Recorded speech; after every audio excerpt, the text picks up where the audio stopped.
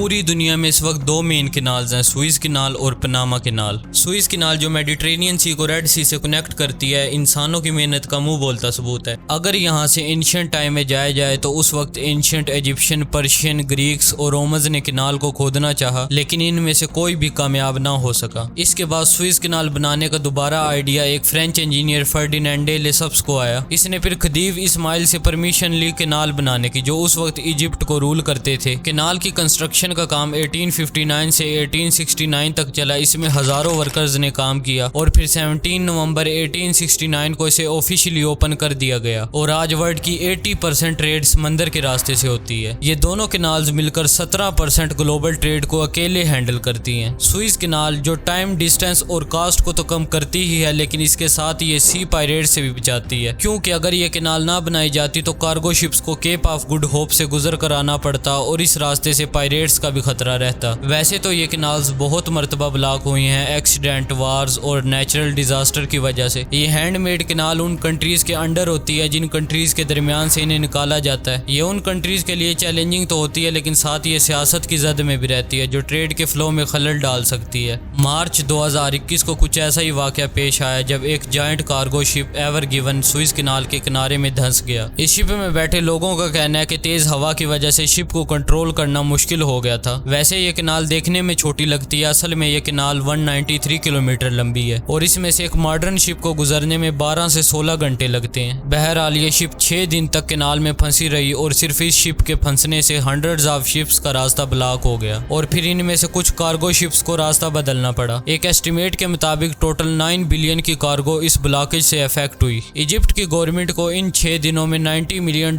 का नुकसान उठाना पड़ा सुइज कैनाल की ब्लॉकेज की वजह से। इस ब्लॉकेज की वजह से बहुत सी कंट्रीज अफेक्ट हुई, जिनमें जापान, चाइना और जर्मनी शामिल है। जर्मनी इस रास्ते से सबसे ज्यादा गुड्स इंपोर्ट करता है मिडल ईस्ट और एशिया से। ये थी आज की वीडियो। अगर आपको ये इन्फॉर्मेटिव लगी हो तो प्लीज़ लाइक करें। शुक्रिया।